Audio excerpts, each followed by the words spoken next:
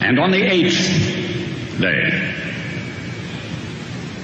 God looked down on his planned paradise and said, I need a caretaker. So God made a farmer.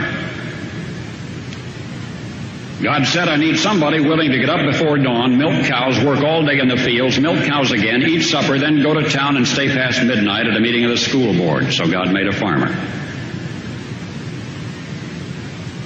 I need somebody with arms strong enough to wrestle a calf and yet gentle enough to deliver his own grandchild. Somebody to call hogs, tame cantankerous machinery, come home hungry, have to wait lunch until his wife's done feeding visiting ladies, then tell the ladies to be sure and come back real soon and mean it. So God made a farmer. God said, I need somebody willing to sit up all night with a newborn colt and watch it die, then dry his eyes and say, maybe next year. I need somebody who can shape an axe handle from a persimmon sprout, shoe a horse with a hunk of car tire, who can make harness out of hay, wire, feed sacks, and shoe scraps, who planting time and harvest season will finish his 40-hour week by Tuesday noon, and then painin' from tractor back put in another 72 hours. So God made a farmer.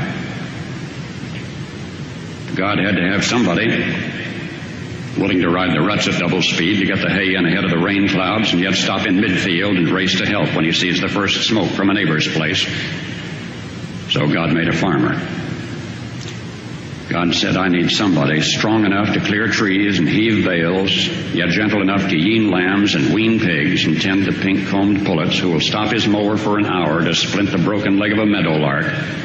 It had to be somebody who'd plow deep and straight and not cut corners. Somebody to seed, weed, feed, breed, and rake and disc and plow and plant and tie the fleece and strain the milk and replenish the self-feeder and finish a hard week's work with a 5-mile drive to church. Somebody who'd bail a family together with the soft, strong bonds of sharing, who would laugh and then sigh and then reply with smiling eyes when his son says that he wants to spend his life doing what Dad does. So God made a farmer. Howdy y'all. Thank y'all for watching. This video is dedicated to my grandfather. And as the video stated, God made a farmer. It doesn't ring more true than my grandfather. February 2nd would have been his birthday. And I miss him every day.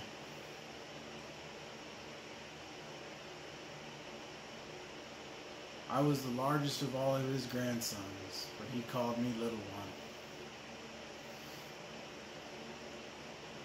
And he'd reach up and pat my shoulder and tell everyone that he wanted to be like me when he grew up.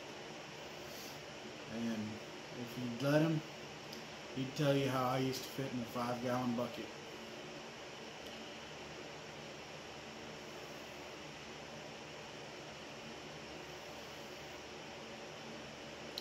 The words of the poem that Mr. Paul Harvey read, God made a farmer, were never more true than with my grandpa.